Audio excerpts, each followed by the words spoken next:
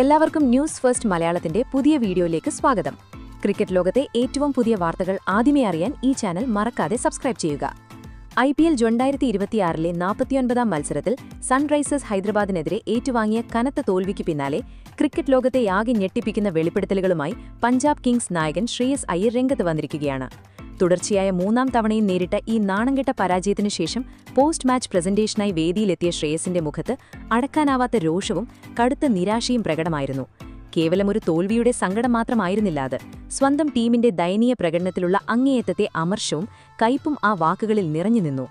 തോൽവിയുടെ കാരണങ്ങളെക്കുറിച്ച് യാതൊരു മടിയും കൂടാതെ തുറന്നടിച്ച അദ്ദേഹം ടീമിന്റെ ലക്ഷ്യബോധമില്ലാത്ത ബൌളിങ്ങിനെയും ദയനീയമായ ഫീൽഡിങ്ങിനെയും നിശിതമായി വിമർശിച്ചു. 235 റൺസ് പോലൊരു കൂറ്റൻ സ്കോർ എതിരാളികൾക്ക് അടിയറവ് വെക്കുന്നത് ലോകത്തിലെ ഏതൊരു ബൌളിംഗ് നിരയ്ക്കും ലജ്ജാകരമാണെന്ന് അദ്ദേഹം രോഷത്തോടെ പറഞ്ഞു.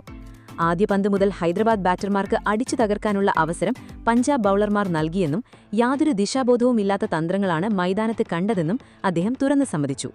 എന്നാൽ ശ്രേയസിന്റെ ആത്മവിമർശനം അവിടെ അവസാനിച്ചില്ല. ഒരു നായകനെന്ന നിലയിലുള്ള തന്റെ പരാജയവും മോശം ബാറ്റിംഗ് പ്രകടനവും അങ്ങേയറ്റത്തെ സത്യസന്ധതയോടെയും ധീരതയോടെയും അദ്ദേഹം ലോകത്തിനു മുന്നിൽ ഏറ്റുപറഞ്ഞു. ടീമിന് തന്റെ സാന്നിധ്യം ഏറ്റവും കൂടുതൽ ആവശ്യമായിരുന്ന ജീവൻ മരണ പോരാട്ടത്തിൽ വെറും 5 റൺസിന് നിരുത്തരവാദപരമായി വിക്കറ്റ് വലിച്ചെറിഞ്ഞത് ആരാധകരോടും ഫ്രാഞ്ചൈസിയോടുമുള്ള കൊടും വഞ്ചനയാണെന്ന് അദ്ദേഹം വേദനയോടെ പറഞ്ഞു. യാതൊരു ന്യായീകരണവുമില്ലാതെ തന്റെ ഈ മോശം പ്രകടനമാണ് ടീമിന്റെ മനോവീര്യം തകർത്തതെന്നും അവരെ വലിയൊരു പ്രതിസന്ധിയിലേക്ക് തള്ളിയിട്ടതെന്നും ശ്രേയസ് സമ്മതിച്ചു. സ്വന്തം പിഴവുകൾ പരസ്യമായി ഏറ്റുപറയാൻ കാണിച്ച ഈ ധൈര്യം ഡ്രസ്സിംഗ് റൂമിലെ സമ്മർദ്ദങ്ങളും ഒരു ക്യാപ്റ്റൻ അനുഭവിക്കുന്ന കടുത്ത മാനസിക വ്യഥകളും ലോകത്തിനു മുന്നിൽ തുറന്നുകാട്ടുന്നതായിരുന്നു. ഈ പരസ്യമായ ഏറ്റുപറച്ചിലിലൂടെ ശ്രേയസ് തന്റെ വിശ്വാസ്യത വീണ്ടെടുക്കാൻ ഏതറ്റം വരെയും പോകാൻ തയ്യാറാണെന്ന സൂചനയാണ് നൽകുന്നതെന്ന് വിദഗ്ധർ വിലയിരുത്തുന്നു. തുടർന്ന് ഫീൽഡിംഗിലെ പിഴവുകളെക്കുറിച്ച് സംസാരിക്കവേ ശ്രേയസിന്റെ നിയന്ത്രണം പൂർണ്ണമായും നഷ്ടപ്പെട്ടു. മത്സരത്തിന്റെ ഗതി തന്നെ മാറ്റാമായിരുന്ന ആ നിർണായക നിമിഷത്തിൽ ശശാങ്ക് സിംഗ് കൈവിട്ട ഹെൻറിച്ച് ക്ലാസിന്റെ അതിലളിതമായ ക്യാച്ചിനെ അദ്ദേഹം രൂക്ഷമായ ഭാഷയിൽ വിമർശിച്ചു. ആ ക്യാച്ച് താഴെയിട്ടത് മാത്രമല്ല, പന്ത് കൈയിൽ തട്ടി ബൗണ്ടറി കടന്നത് ടീമിന്റെ നട്ടെല്ലൊടിച്ചുവെന്ന് അദ്ദേഹം പറഞ്ഞു. IPL പോലൊരു ലോകോത്തര വേദിയിൽ ഇത്തരം അടിസ്ഥാനപരമായ തെറ്റുകൾ ആവർത്തിച്ചാൽ വിജയമെന്നത് വെറുമൊരു സ്വപ്നം മാത്രമായി അവശേഷിക്കുമെന്ന് കളിക്കാർക്ക് അദ്ദേഹം കടുത്ത മുന്നറിയിപ്പ് നൽകി. എന്നാൽ ഈ രൂക്ഷ വിമർശനങ്ങൾക്ക് ശേഷം ഒരു യഥാർത്ഥ കായിക താരത്തിന്റെ മാന്യത കൊണ്ട് ഹൈദരാബാദിന്റെ ഇഷാൻ കിഷനെ പ്രശംസിക്കാനും അദ്ദേഹം മറന്നില്ല. വെറും 32 പന്തിൽ 55 റൺസ് അടിച്ചുകൂട്ടി പഞ്ചാബിന്റെ ബൌളിംഗ് നിരയെ പിച്ചി ചീന്തിയ ഇഷാനിന്റെ പ്രകടനം അവിശ്വസനീയമാണെന്നും പവർ പ്ലേ ഓവറുകളിൽ ഇഷാൻ നടത്തിയ ആസൂത്രിതമായ ആക്രമണമാണ് പഞ്ചാബിനെ മത്സരത്തിൽ നിന്നും പൂർണ്ണമായും പുറത്താക്കിയതെന്നും അദ്ദേഹം സമ്മതിച്ചു. ഈ നീണ്ട പ്രതികരണത്തിന്റെ ഏറ്റവും വൈകാരികമായ നിമിഷം ടീം ഉടമ പ്രീതി സിന്ധയുടെ ഗാലറിയിലെ രോഷപ്രകടനത്തെക്കുറിച്ചുള്ള ചോദ്യമുയർന്നപ്പോൾ ആയിരുന്നു. ആ ചോദ്യം കേട്ടയുടനെ ശ്രേയസിന്റെ മുഖഭാവം മാറി. കണ്ണുകളിൽ ഒരു നിശബ്ദത തളം കെട്ടി. വിറയ്ക്കുന്ന ശബ്ദത്തിൽ കുറ്റബോധത്തോടെ തലകുനിച്ച് അദ്ദേഹം പറഞ്ഞു, പ്രീതി മാമിന്റെ ഇന്നത്തെ രോഷവും സങ്കടവും തികച്ചും ന്യായമാണ്. ഗാലറിയിൽ അവരെ അത്രത്തോളം നിരാശയായി കണ്ടേണ്ടി വന്നത് മത്സരം തോറ്റതിൽക്കാൾ വലിയ വേദനയാണ് ഞങ്ങൾക്ക് നൽകിയത്. വെറുമൊരു ഉടമ എന്നതിലുപരി ഓരോ കളിക്കാരെയും വ്യക്തിപരമായി പിന്തുണയ്ക്കുന്ന ഒരു മെന്ററാണവർ. തുടർച്ചയായി 3 മത്സരങ്ങൾ ഇത്രയും നാണംകെട്ട രീതിയിൽ തോൽക്കുമ്പോൾ അവരുടെ നിയന്ത്രണം നഷ്ടപ്പെടുന്നത് തികച്ചും സ്വാഭാവികമാണ്. അടച്ചിട്ട മുറികളിലെ ചർച്ചകൾക്ക് ഇനി പ്രസക്തിയില്ല. ചരിത്രപരമായ ചില കടുത്ത തീരുമാനങ്ങൾ എടുക്കേണ്ട സമയം അതിക്രമിച്ചിരിക്കുന്നുവെന്ന് ശ്രേയസ് വ്യക്തമായ സൂചന നൽകി. മത്സരത്തിലേക്ക് തിരിഞ്ഞു നോക്കുമ്പോൾ ഹൈദരാബാദിന്റെ ഇന്നിംഗ്സ് ഒരു കൊടുങ്കാറ്റ് പോലെയാണ് ആഞ്ഞടിച്ചത്. രണ്ടാമത്തെ ഓവറിൽ ബൌൾ ചെയ്യാനെത്തിയ മാർക്കോ ജാൻസനെ അഭിഷേക് ശർമ്മ അതിരൂക്ഷമായി ആക്രമിച്ചു.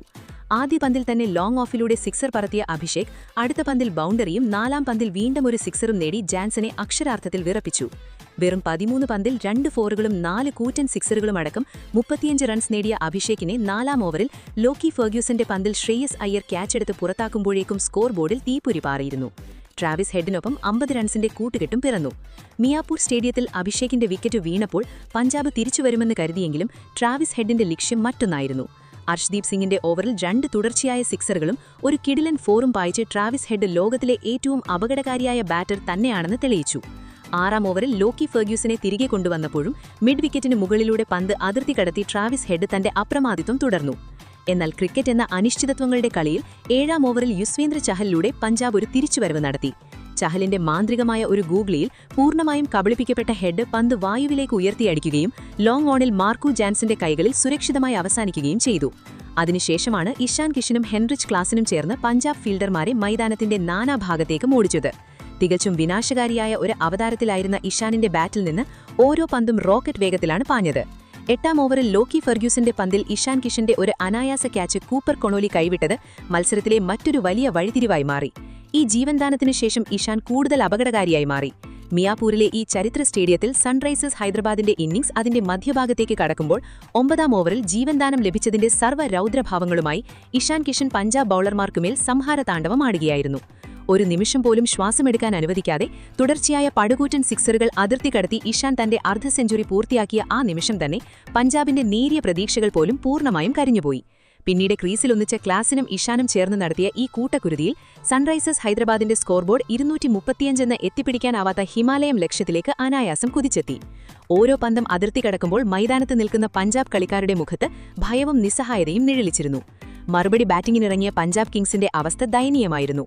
236 റൺസ് എന്ന കൂറ്റൻ ലക്ഷ്യത്തിന്റെ മാനസിക സമ്മർദ്ദത്തിനു മുന്നിൽ പഞ്ചാബ് ബാറ്റിംഗ് നിര ഒരു ചീട്ടുകൂട്ടാരം പോലെ തകർന്നടിഞ്ഞു. ഈ നിർണായക ഘട്ടത്തിൽ ടീമിനെ മുന്നിൽ നിന്ന് നയിക്കേണ്ട നായകൻ ശ്രേയസ് അയ്യർ താൻ തന്നെ കുറ്റസമ്മതം ചെയ്തതുപോലെ വെറും 5 റൺസ് എടുത്ത് നിരുത്തരവാദപരമായി വിക്കറ്റ് വലിച്ചെറിഞ്ഞു കൂടാരം കയറിയതോടെ പഞ്ചാബിന്റെ പതനം പൂർണ്ണമായി. ഹൈദരാബാദിന്റെ കൃത്യതയാർന്ന ബൌളിംഗിനു മുന്നിൽ പിടിച്ചു നിൽക്കാനാവാതെ വരിവരിയായി പവലിയനിലേക്ക് മടങ്ങിയ പഞ്ചാബ് ബാറ്റർമാർ തങ്ങളുടെ ഉടമ പ്രീതി സിന്ധയെയും ലക്ഷക്കണക്കിന് ആരാധകരെയും വീണ്ടും കണ്ണീരിലാക്കി. മത്സരം അവസാനിക്കുമ്പോൾ വെറുമൊരു തോൽവിയുടെ ഭാരം മാത്രമല്ല പഞ്ചാബ് കിങ്സ് പേരുന്നത്, മറിച്ച് ഒരു ടീം എന്ന നിലയിലുള്ള അവരുടെ അസ്തിത്വമാണിവിടെ ചോദ്യം ചെയ്യപ്പെടുന്നത്. പോസ്റ്റ് മാച്ച് പ്രസന്റേഷനിൽ ശ്രേയസ് അയ്യർ നടത്തിയ ആത്മാർത്ഥവും എന്നാൽ സ്ഫോടനാത്മകവുമായ ആ വെളിപ്പെടുത്തലുകൾ പഞ്ചാബ് ക്യാമ്പിലെ ആഭ്യന്തര പ്രതിസന്ധിയുടെയും അച്ചടക്കമില്ലായ്മയുടെയും നേർചിത്രമാണ് ലോകത്തിനു മുന്നിൽ വരച്ചുകാട്ടിയത്. ഡ്രസ്സിംഗ് റൂമിലെ കൈപ്പേറിയ സത്യങ്ങളും ഗാലറിയിൽ വിതുമ്പിയ പ്രീതി സിന്ധയുടെ കണ്ണീരും നിരാശരായ ആരാധകരുടെ രോഷവും വിരൽ ചൂണ്ടുന്നത് ഒരൊറ്റ യാഥാർത്ഥ്യത്തിലേക്കാണ്. പഞ്ചാബ് കിങ്സിന് ഇനി കേവലമൊരു അഴിച്ചുപണി പോരാ, അടിമുടി മാറ്റം തന്നെ അനിവാര്യമാണ്. ശ്രേയസിന്റെ ഈ തുറന്നുപറച്ചിൽ ഒരു കൊടുങ്കാറ്റിന്റെ മുന്നറിയിപ്പാണ്. വരും ദിവസങ്ങളിൽ പഞ്ചാബ് കിങ്സ് മാനേജ്മെന്റിന്റെ ഭാഗത്തുനിന്ന് കടുത്തതും അപ്രതീക്ഷിതവുമായ പല ചരിത്ര തീരുമാനങ്ങളും ക്രിക്കറ്റ് ലോകം സാക്ഷ്യം വഹിക്കാൻ പോകുന്നു എന്നത് തീർച്ചയാണ്. എന്തായാലും ഇതിനെക്കുറിച്ചുള്ള നിങ്ങളുടെ അഭിപ്രായങ്ങൾ എന്തൊക്കെയാണ്? അഭിപ്രായങ്ങൾ താഴെ കമന്റ് ചെയ്യുക. അപ്പോൾ ഇതുപോലത്തെ കൂടുതൽ ക്രിക്കറ്റ് വാർത്തകൾക്കായി ഈ ചാനൽ മറക്കാതെ സബ്സ്ക്രൈബ് ചെയ്യുക.